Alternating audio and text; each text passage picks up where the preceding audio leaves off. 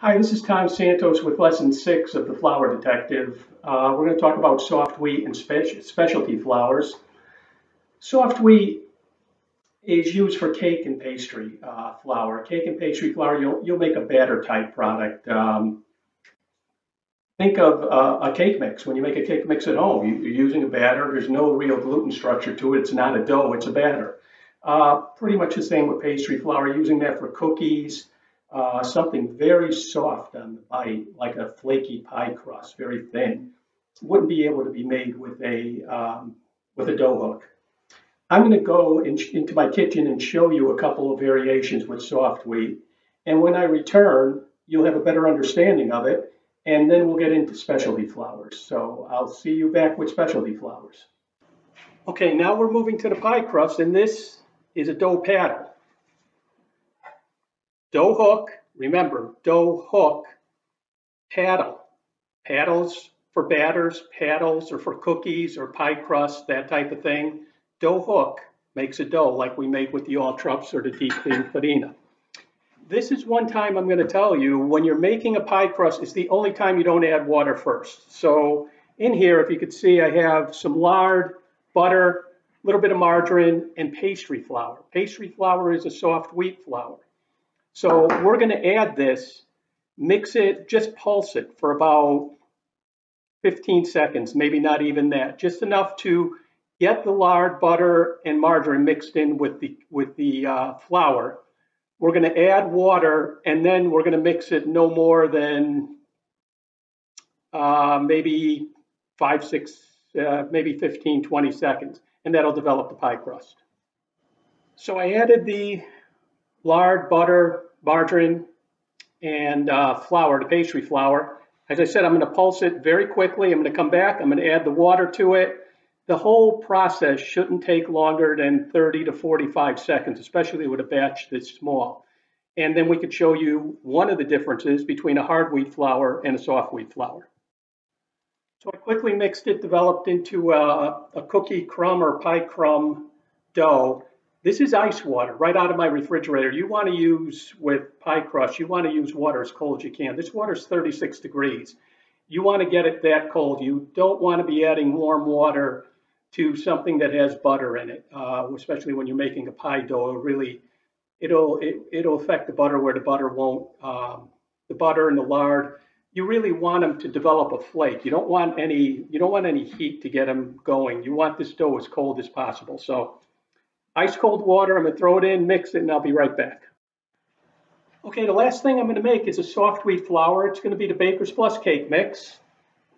And remember, I'm not going to use a hook. Soft wheat, we're not using a hook, we're using a paddle. Now, I like to follow the directions very closely, and on the box, it's going to say for a half batch, and I have to take my glasses off because I'm old. Cool water, 3 cups, 1 pound, 8 ounces. I use 1 pound, 8 ounces because 1 pound, 8 ounces, it doesn't matter if I'm weighing it out, you're weighing it out, or somebody else is weighing it out. 1 pound, 8 ounces is always 1 pound, 8 ounces. 3 cups could vary by as much as an ounce or 2. Vegetable oil says 2/3 of a cup, says 4.5 ounces. I'm going to use 4.5 ounces, and 2 pounds, 4 ounces. I weighed out the mix to make sure I had the exact amount rather than a cup. So, according to the directions, we're going to add half the water. So I have the water here, half the water in. And this is what's called a 2 or 3 stage method. We're going to add the water, mix the mix, add the water to add the mix to the water, mix it for a few minutes, then add the remainder of the oil and water, mix it for a minute, scrape it down, and then mix it for another couple minutes, mix it out. You could do a blitz method. A blitz method is exactly how it sounds. You add all the water and oil right at the beginning, put the mix on top, mix it for about 2 minutes, scrape it out. 2 minutes on low speed, scrape it out, and then maybe 2 or 3 minutes on medium speed, and it's all done. But we're going to follow the directions here. Again, half the water, cake mix, a minute on first speed just to get it mixed. Then we're going to go to a medium speed for 3 minutes. Add the remaining water and oil slowly. scrape the bowl, and then mix it out. So let's get started. Okay, we mix the first part of the batter, and I'll be adding the oil and water shortly here and mix it out and show you the final result. One thing I do want to tell you, if you go into a bakery, these bowl scrapers are like gold to bakers. These are you give a couple of these to a baker, they're going to give you a little time because it's hard to get these. And I think they're available through General Mills somewhere on our website. And if you could carry a pack of these, when you go into bakeries, even pizzerias like them too, because they'll usually won't take the dough out with it, but they may use it when they're mixing some sauces and stuff. So very important item to have. They're relatively inexpensive, but they will make bakers and pizza makers very happy when you have them. So I'm going to add the remaining oil and water, scrape it down with my bowl scraper, and then we'll have the final results. Okay, the batter is mixed, and here is a great way to think of hard wheat versus soft wheat. Soft wheat, hard wheat, remember we had a dough. We stretched the dough.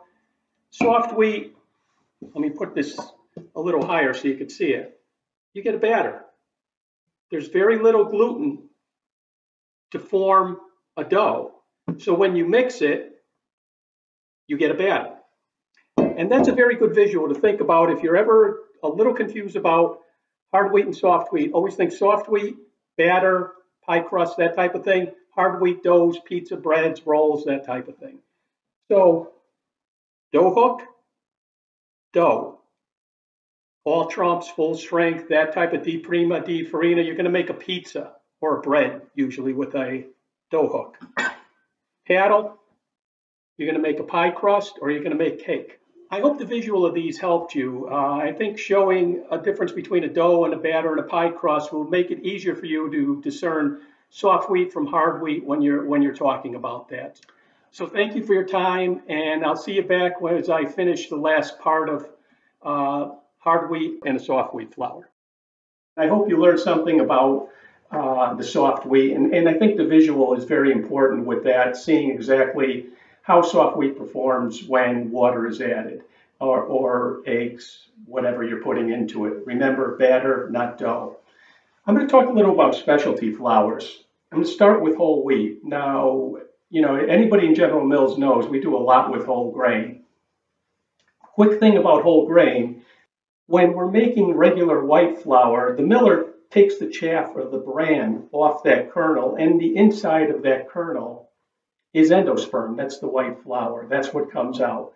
And that's how white flour is made. Whole wheat flour crushes that whole kernel. So you get the bran, the endosperm, and the germ of the whole grain in the flour. Whole wheat is a whole grain food. White whole wheat, which is like regular whole wheat, except it's a little sweeter. The reason being the kernel is blonde versus red, and the red kernel has tannins in it to make that color. So those tannins create that little bit of a bitter taste that you get with whole wheat. The white whole wheat, a lot of the larger manufacturers use to make to get whole grain into the product with a little sweeter taste versus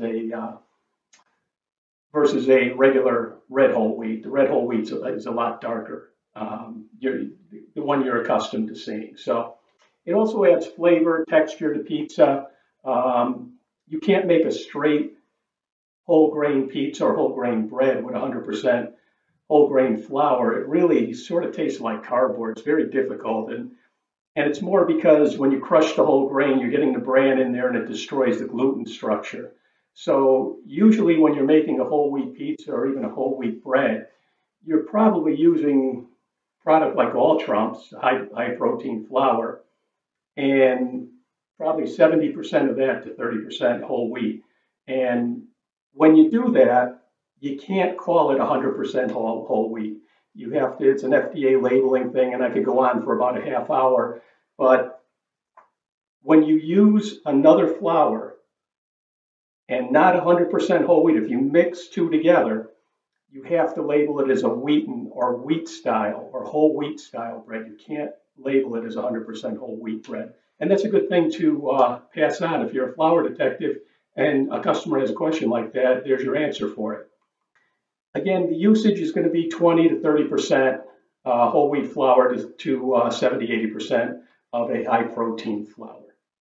And another tip, when people are making whole wheat bread, have them put 3/4 of the water into the entire mix it for about a minute and let it sit. That allows that bran, the bran of the kernel, to soak in, because that's hard. That'll soak in the water a little bit and give them a little more consistent dough. So another tip for you when you're out selling whole wheat flour. Semolina and durum pasta flours primarily, long and short pastas. Semolina also is very popular for dusting the pizza peels, but it's pretty expensive to do that. And we have a product here called Wondra, get this right. Wondra, this canister you can buy at any store, and it's great for putting on the pizza peel. It's also a lot less expensive. And you know, they buy a canister of that'll go a little ways with them, maybe last them a week. But we sell it in a 50-pound bag too. So if they have a couple of canisters, they could just refill it out of the Wondra flour. That again is being a flour detective. That's an easy fix for a pizza place, and especially one that uses like cornmeal. Cornmeal, it's not that expensive, but it burns in the oven and gives it a little bit of burnt taste to pizza. The Wondra flour doesn't do that. The Wondra flour is very, very, it's a great tip if you're out selling. Even if they're not buying our regular flour, it's a great tip for them and gives you credibility the next time you go in. Well, that'll finish lesson 6 on soft wheat. If you have any questions at all, as always, feel free to send me an email at tom.santos@genmills.com. Thanks for your time.